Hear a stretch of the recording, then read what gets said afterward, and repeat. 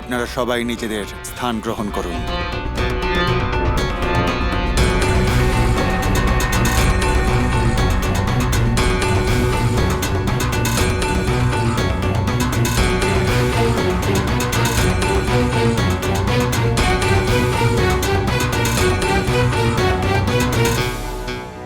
মহারাজের জয় হোক। আমরা আসলে করের বিষয়ে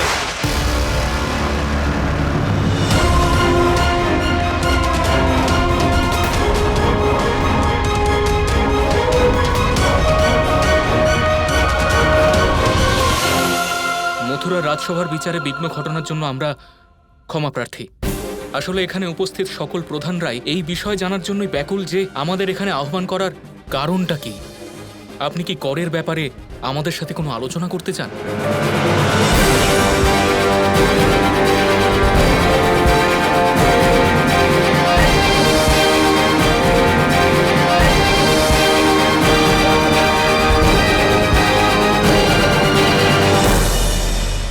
মহারাজ আলোচনা করে না, সিদ্ধান্ত দেয়।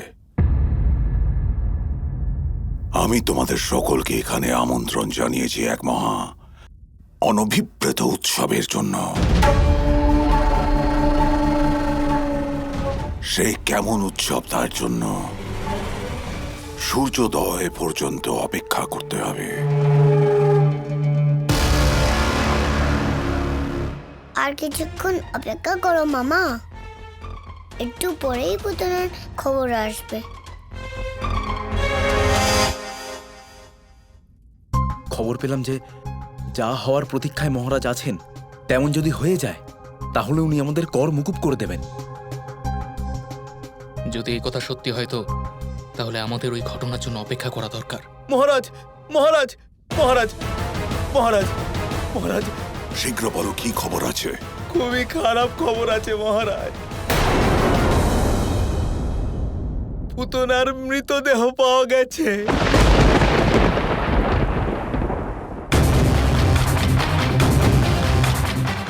তোমার পরিকল্পনা তো বিফল হয়ে গেল মামা। না, এটা হতে পারে না।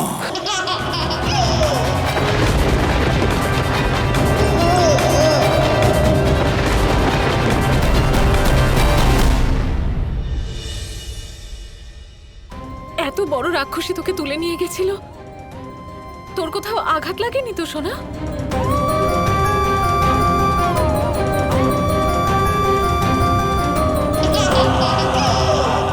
এত বিশাল রাক্ষসী আমার সোনার কোনো ক্ষতি করতে পারেনি। হে নারায়ণ, আপনার অসীম কৃপা।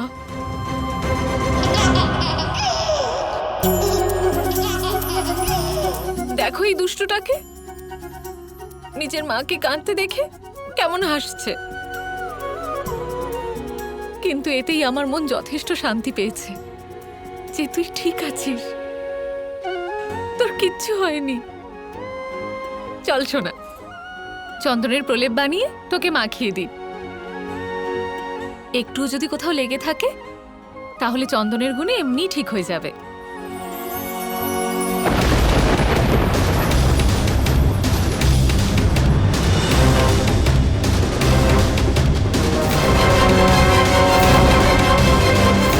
মহারাজ, ওই কর কোনো কর মুকুব হবে না।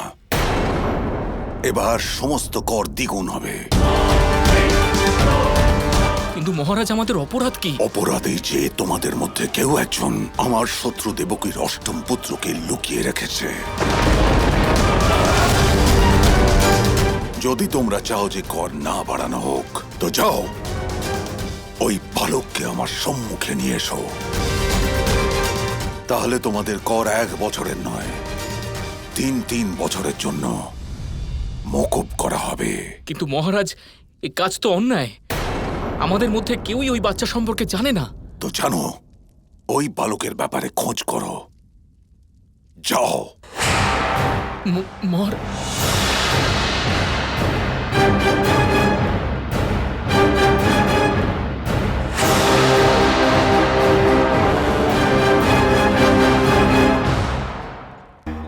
যে পুত্র পুতনার মতো রাক্ষসীকে মেরে ফেললো, সেই পুত্রকে মহারাজ কি করে মারবেন?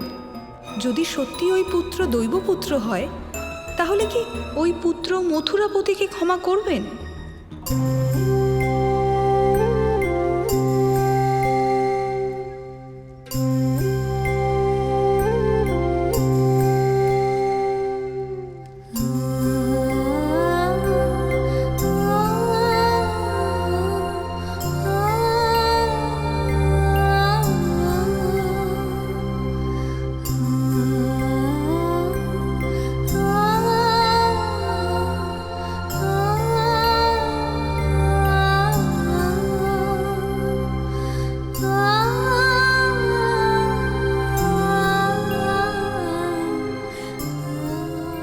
সোনা, তুই আমার মনের আঘাত বুঝে গেছিস না, তাই আমাকেও চন্দন লাগালি যাতে তা ঠিক হয়ে যায়।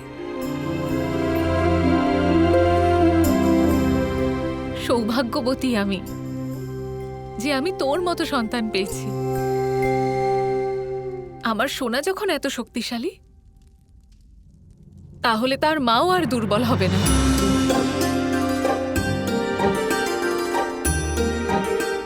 কারণ সোনা আর তার মা তো এক, তাই না? ঠিক তো?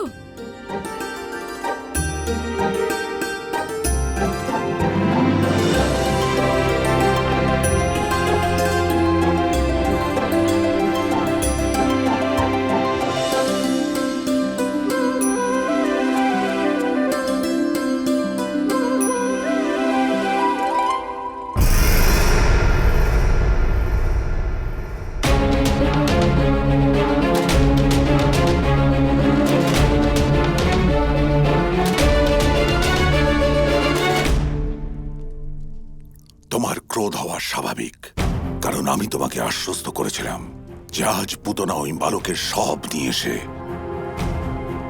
নিজের প্রতিজ্ঞা পূর্ণ করবে। এক মহারাজ নিজের মহারানীকে এবং এক স্বামী নিজের পত্নীকে লজ্জিত করেছে।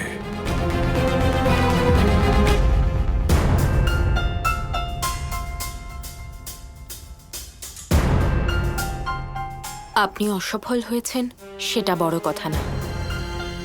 মহারাজ সব যুদ্ধ জিতবেন সেটা তো সম্ভব নয়। ওই বালককে বধ করতে অসফল হয়েছেন কোনো ব্যাপার না। স্বামী সর্বদা সফল হবেন সেটাও আবশ্যিক নয়। যে পুতনা আপনার জন্য নিজের প্রাণ বলিদান দিয়ে দিল, তার জন্য আপনি কিচ্ছু করতে পারলেন না।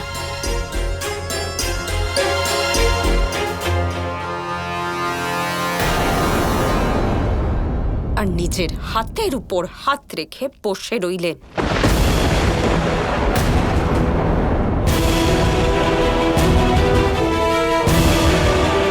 কোনো ব্যাপার না, আমার একটুও খারাপ লাগেনি। আপনি তো আমার স্বামী, তাই না? আর নিজের স্বামীর প্রতি রুষ্ট থাকার কোনো অধিকার নেই আমার। কি নেই, তাই তো? আপনি কি ভেবেছিলেন প্রাপ্তি এরকমই কিছু একটা বলবে? আমার নাম প্রাপ্তি, অস্তি না। এটা হলো বীরভোগ্য বসুন্ধরা মহারাজ কংস। যে বীর নয় সে আমার স্বামী নয়, আর নাম মথুরাপতি। আর এইবার আমি ক্রোধের বশে মথুরা ছাড়ার মূর্খতাও করব না। কারণ যদি আমি চলে যাই, তাহলে কার মুখ দেখে আপনার নিজের অপমান আর অসফলতার কথা মনে পড়বে?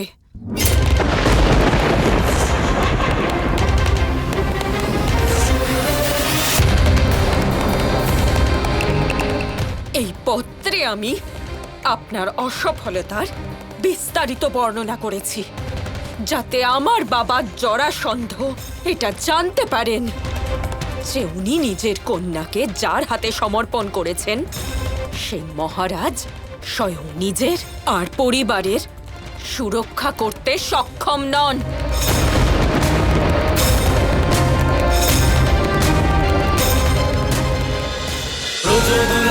নন্দলাল